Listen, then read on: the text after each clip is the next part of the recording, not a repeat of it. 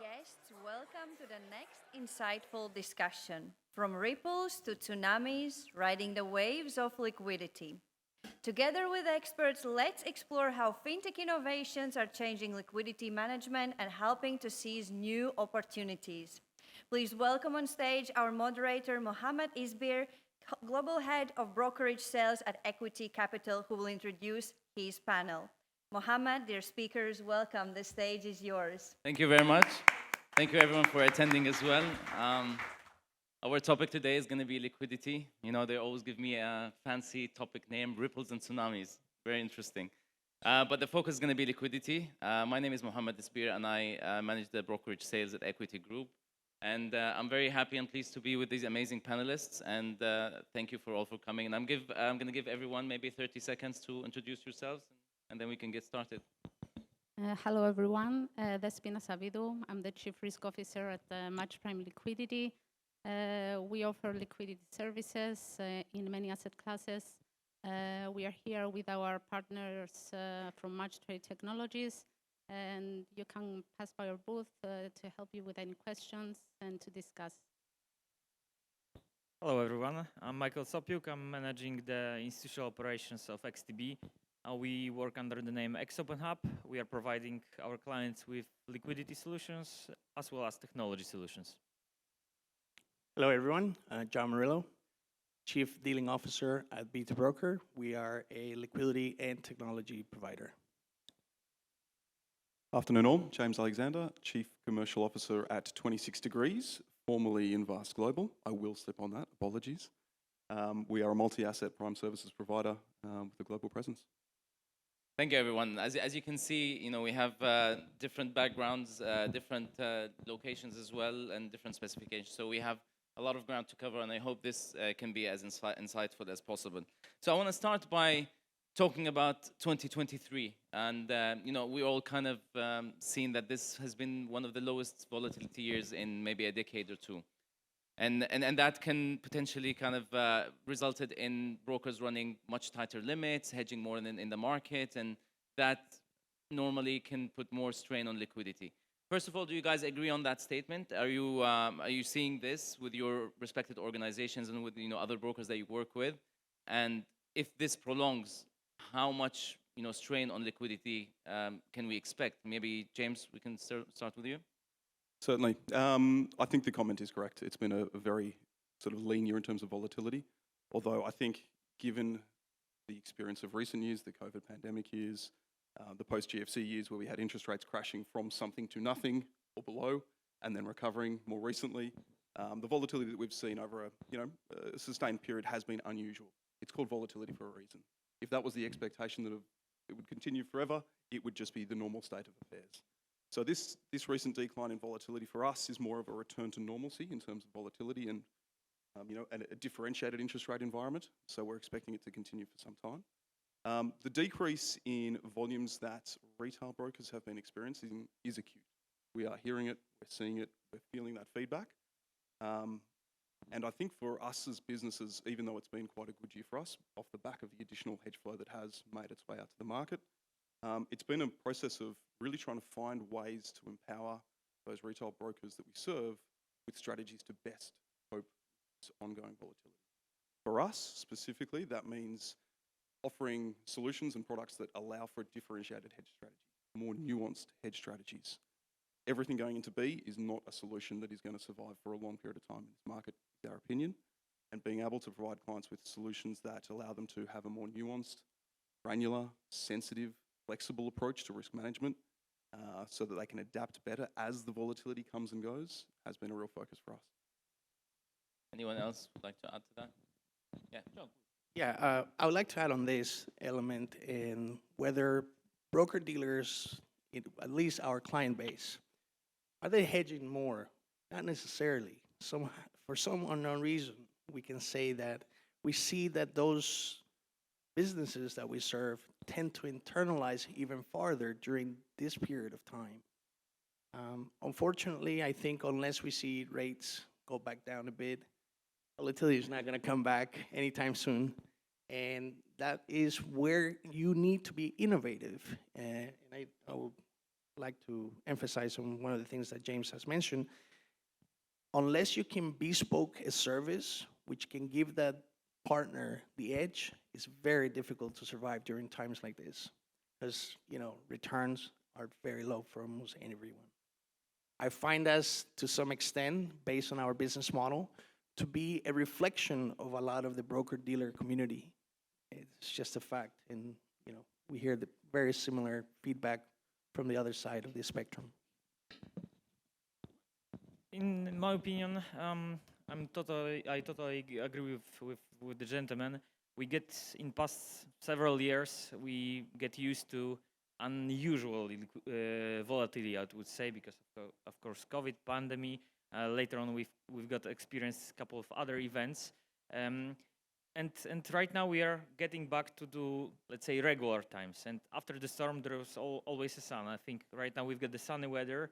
And there are some signs already of some storms maybe coming, but professional brokers should be always prepared for both times. Yes, they should be running their business models and taking into consideration both, volatile times and both less volatile times. When, let's say, markets are going in some certain range, when the clients are, their predictions are much more accurate.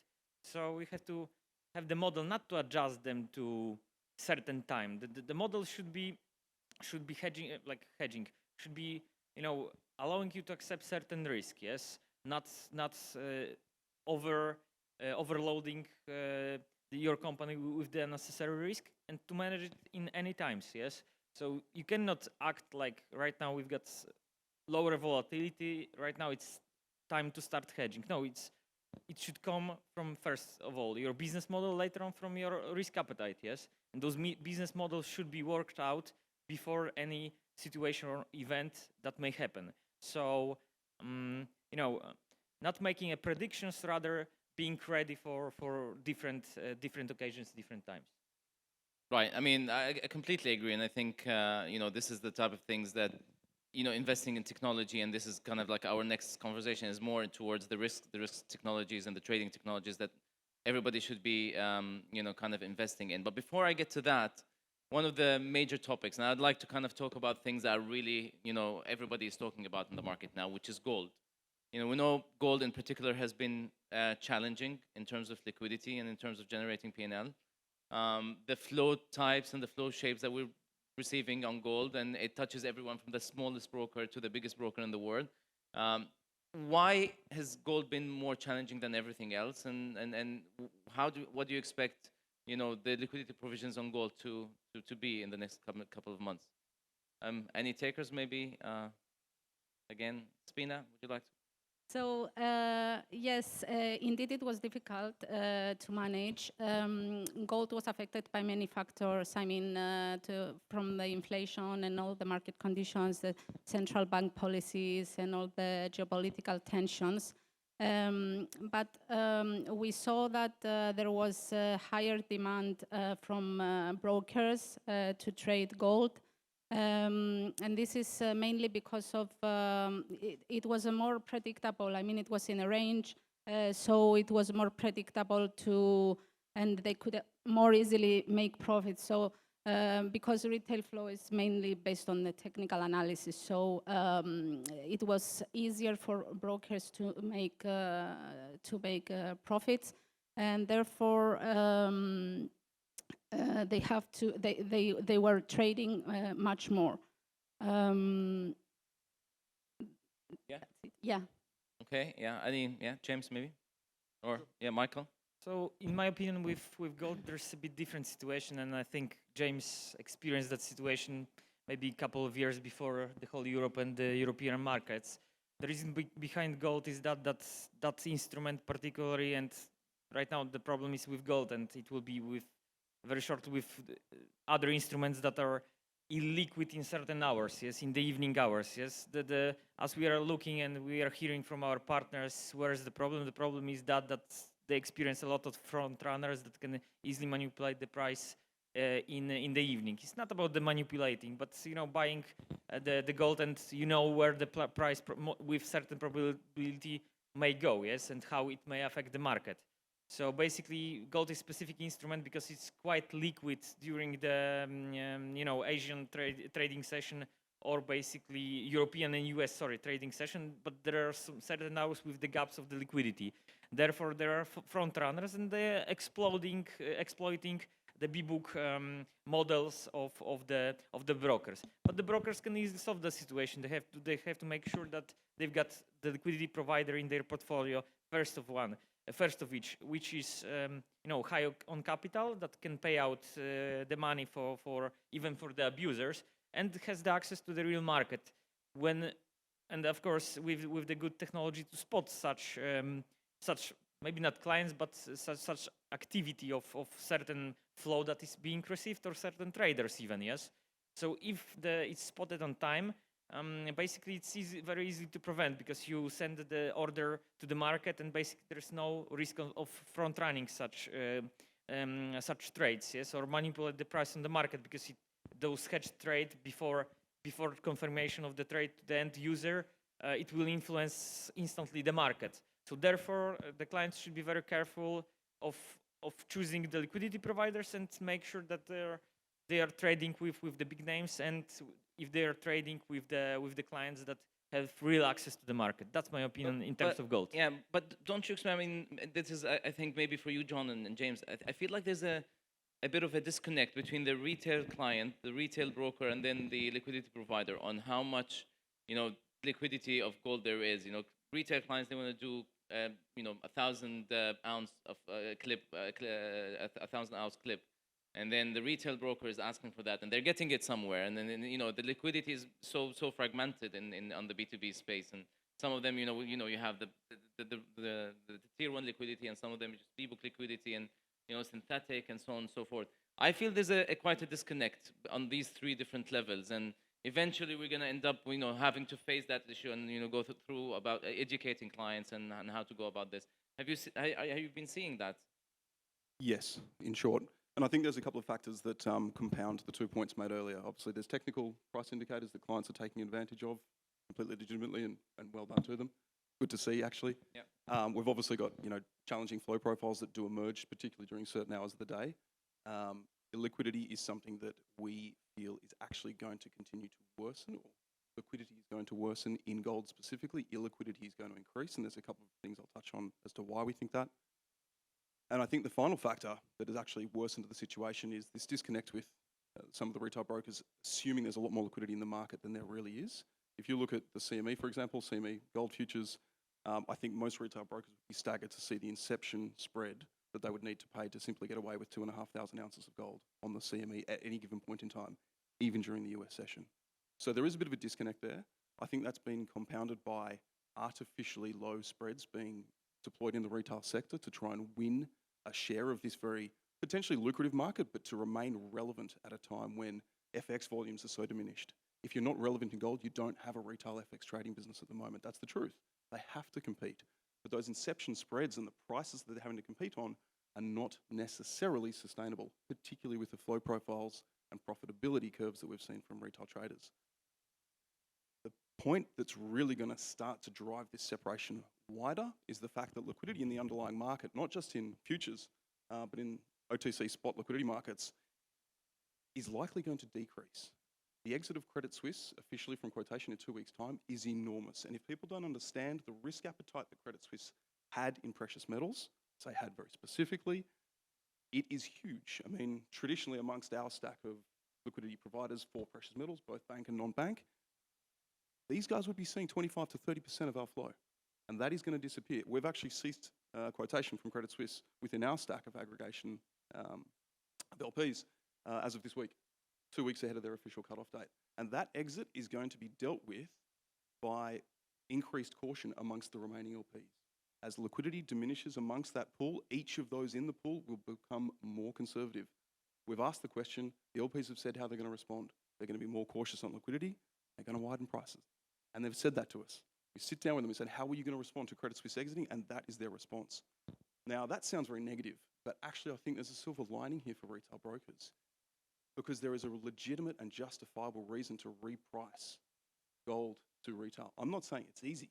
I'm not saying that's not going to come with its own challenges, but there is an opportunity here for retail brokers to take this opportunity to reprice and set an expectation for a fair price for gold, even amongst the retail trading market. Because, in my opinion, while I think at the liquidity provider level things are okay, at the retail broking level there is considerable consternation about the price of gold and the ability to monetize, as you mentioned. I think businesses like ours have the duty, the obligation to begin with truly explaining to the end user, for us is the broker-dealer community traditionally, to really go and explain what does it mean to fill an order of 1,000 ounces or plus. Because they get this perception that is, liquidity on top of the book is good for whatever clip size. That's where the problem lies. That disconnection you mentioned earlier, that's where it takes place. But we can fill the gap. I think that's part of our duty to educate our partners to avoid misunderstandings so they can actually go and train, or maybe not train is the right term, but educate their own client base on what is realistic and what isn't. But how helpful do you think they are? Do you see a lot of kind of cooperation on that front? I think there's more rejection than anything you can Yeah, dream of yeah. when you come back to them. Yeah. But here's what I've seen over the years. If you share with that partner how liquidity consumption works, maybe the first time they'll kick like a horse. I agree. Next time you have that discussion, Eventually you get it's there. less painful Yeah. until they get the point, and then we're all on the same page. They themselves will come to you and what is the sweet spot? What's the real clip size that I can do for this target spread? So I think it's about educating our partners.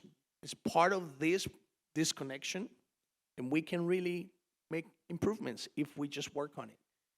Tech makes a tremendous difference.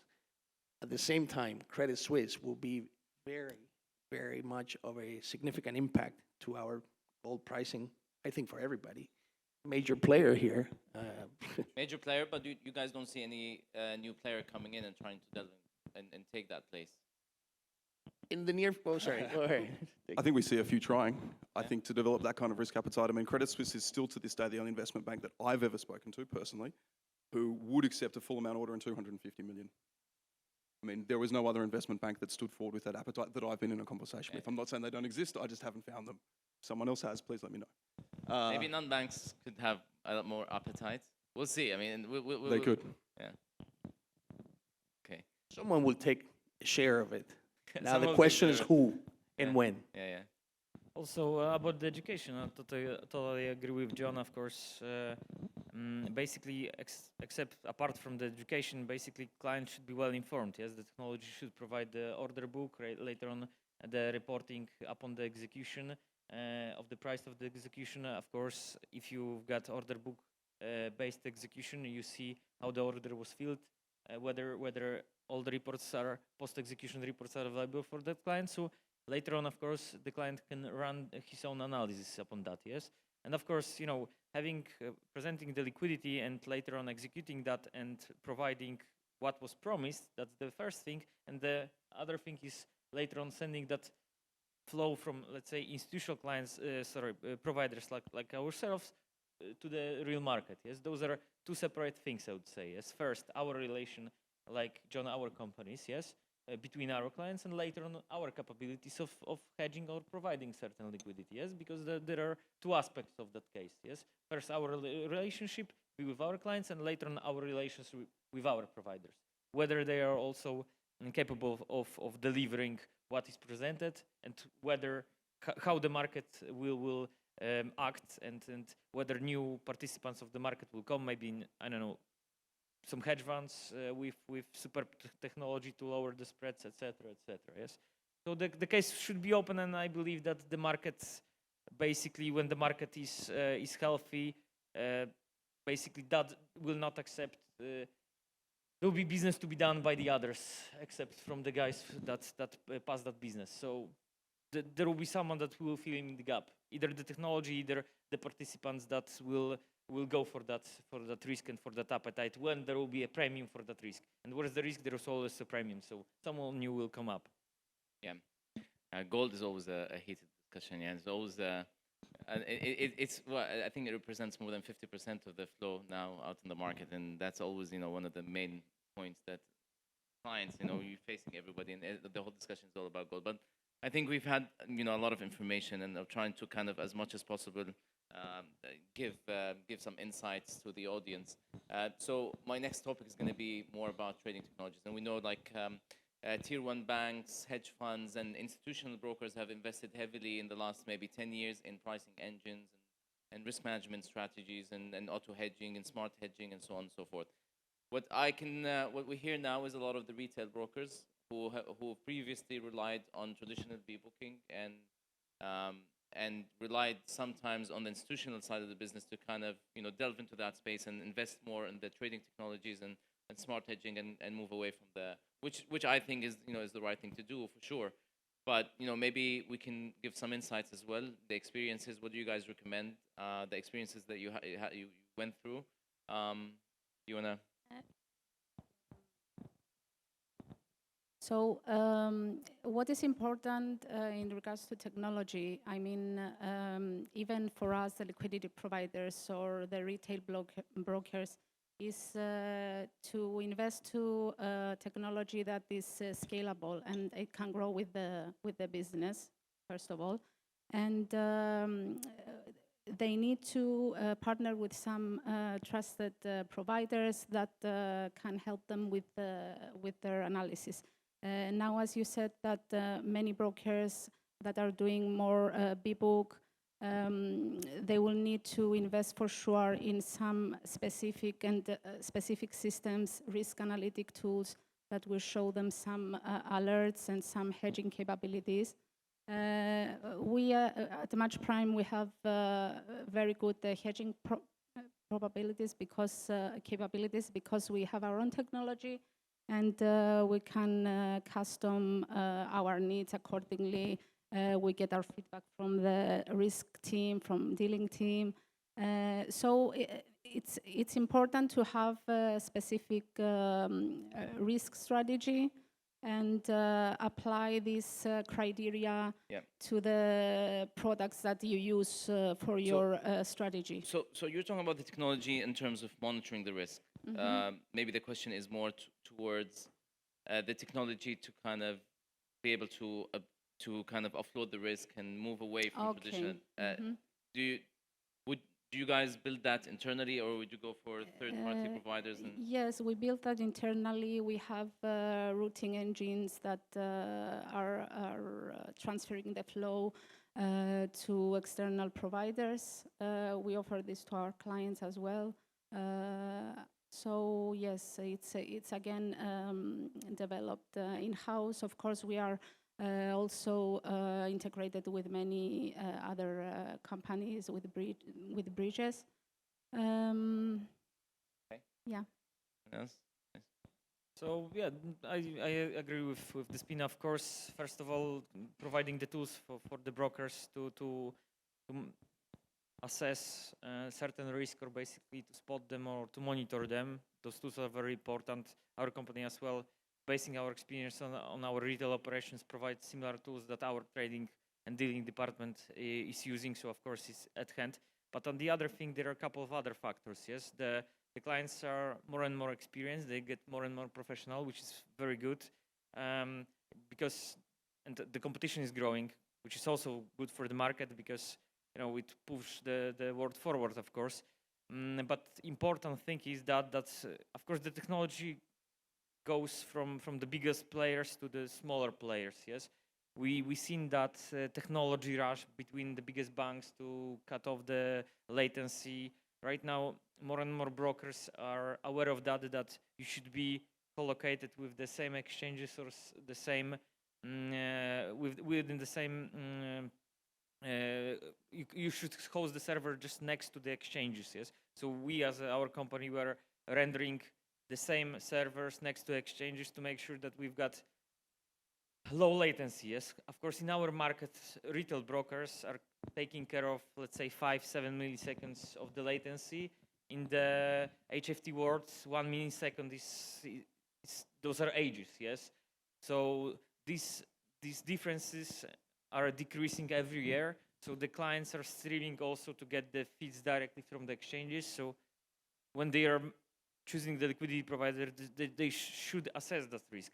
Just after some time, they realized about those risks, so they have to take into consideration, of course, the technology and the latency, which is very, very important. In that case, when the latency is decreased, there is much less probability of being, let's say, scalped, overrun, etc., etc. So, of course, the technology behind the execution and the latency is another key factor here.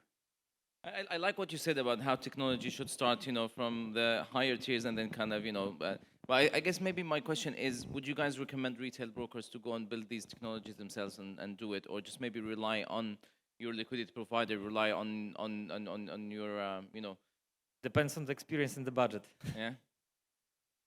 There's James? there's also a challenge with being that far removed from the source of the liquidity. So, for example, if we talk about this environment causing brokers to hedge more, basically what we're saying is they're either going to STP more volume or they're going to exhaust more from their risk pool. So if they're looking to exhaust more STP volume and just route things through to an external liquidity source, they need to have the technology to be able to assess things like market impact. They need to be able to understand a market impact curve and how the liquidity providers upstream of them are assessing the flow. Because if they're not speaking the same language, they don't know what the other party even thinks of the flow. The number of times we talk about toxic flow, challenging flow, people aren't speaking the same language necessarily. Unless you understand the language of the LP who is originating the liquidity, Tier 1 prime broker, the non-bank, yes, indeed, the prime or prime service provider, if they are adding liquidity to the pool, understanding how they see that liquidity and then being able to replicate that in your own systems leads to a disconnected conversation. So STP, you've got to be able to assess those metrics and look at the execution quality. If you're looking to hedge more out of an existing risk book because you're running tighter limits, maybe your balance sheet is a little more constrained because of this environment, then you've got to understand that being able to exit that flow in a flexible way may be more important because you might be exiting more regularly, smaller trade sizes. It won't be just we've got 50 mil to do, let's dump it on the street. It's guys, we regularly need to be pushing out 5s and 10s on a time basis, on a symbol basis. Looking at those simple flexibilities and making sure they can be implemented is actually really meaningful. Should retail brokers build it?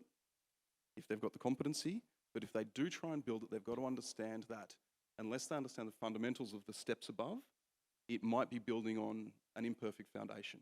If you're receiving a skewed price and part of your risk management strategy is you want to skew out of risk, you need to make sure the price you're receiving from your liquidity provider represents a fair version of mid. If you're not, if you're receiving a skewed price and then looking to add a skew, what you're essentially doing is generating a price for your retail trading customers that represents the inventory of your liquidity provider, not yourself. And unless you are party to those conversations as a retail broker, it can be very challenging. So I wouldn't comment on build, don't build.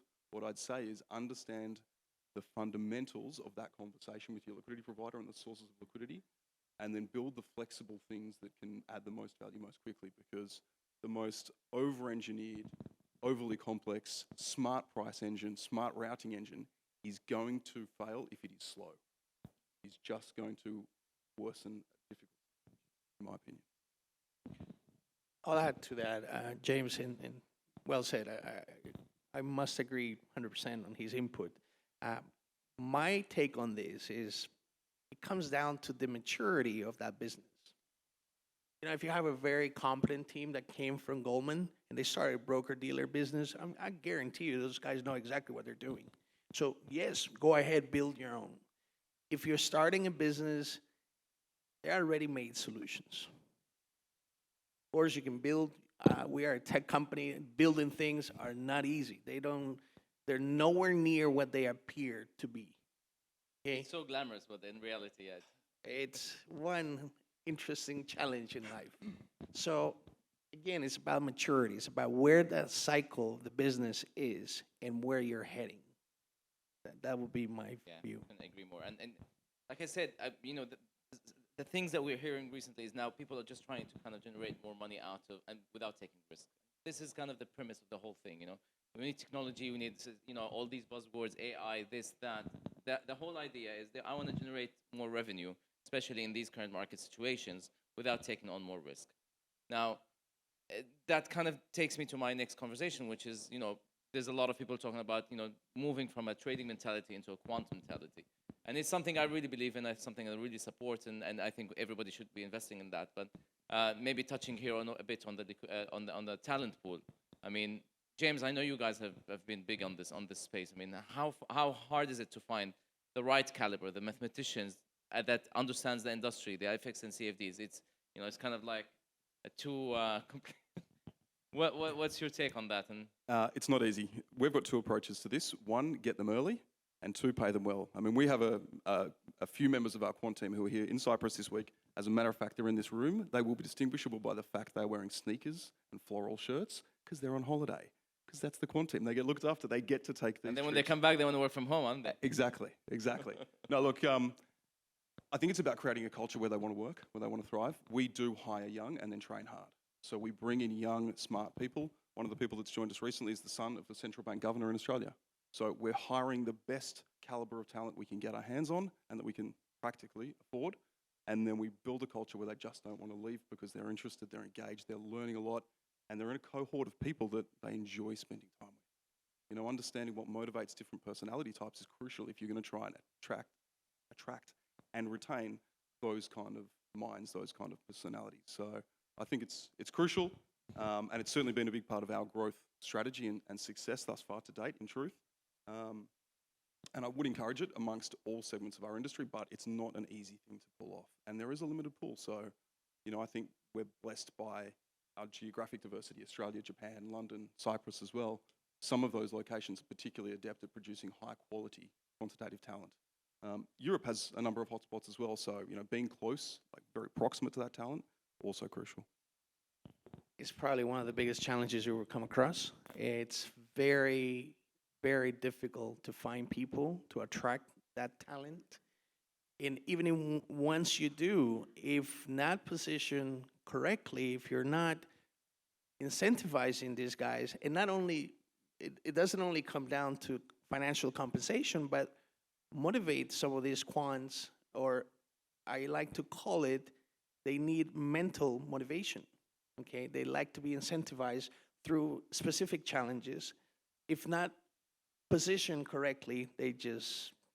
It's like a skill set that we're not used to in our traditional business. Michael, you wanted to add something? Yeah, basically that question was connected with the previous one. The same like with the technology. You have to answer yourself at which stage you are, whether you're eligible for creating such product or employing such people as well. Yes, because when you're a startup brokerage, and basically the question is whether you need quant. Yes, exactly, or maybe good analytical team that can assess the performance of certain liquidity provider, can assess your risk, or can like assess certain liquidity providers from the, let's say, legal point of view and their business point of view. Yes, so the same like developing the technology. Yes, you know, you're a startup broker. Of course, there are products on the shelf, as John mentioned. Yeah, it's unnecessary to build your own structure at the very beginning. The same with the quants team. It depends on the appetite of the business that you're building, of course. You know, luckily in Poland, for example, we've got very good quants. You're eligible of finding good people, but as John mentioned, like not only financially, they should be inspired. They should be inspired by interesting products development and, you know, letting them to make certain decisions. Yes. Because, you know, the quants in our business, in our retail CFDs broker business, you know, you do not employ quants to basically overrun other guys or just, you know, bypass the risk to someone else. You just need good risk and analytical teams. Yes, it depends on the model and the stage of where you are currently. Yes, but of course there are many options on the market.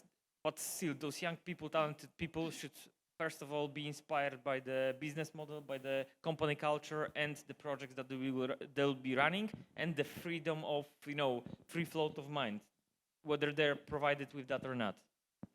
Right. I think we have less than 5 minutes, so I'm gonna do one final question, and this is an important one in my opinion. I mean, with all these changes and with all these, you know, how much volume is actually going to the streets, and, you know, people hedging more. I don't know if this is a setup for a new Black Swan event. I don't know if this is, there's so much strain on liquidity now. I think we all need to be kind of prepared for it. I know you guys, we all invested in technology, we're invested in risk management systems.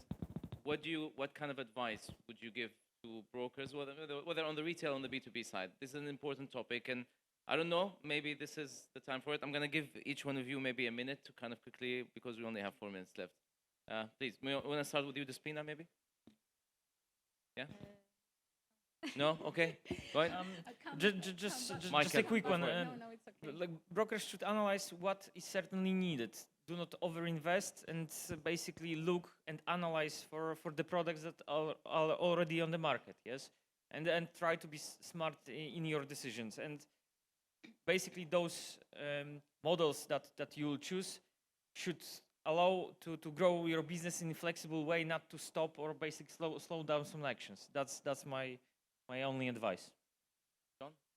I think from our take is it comes down to, once again, does that business understand the risk they're undertaking?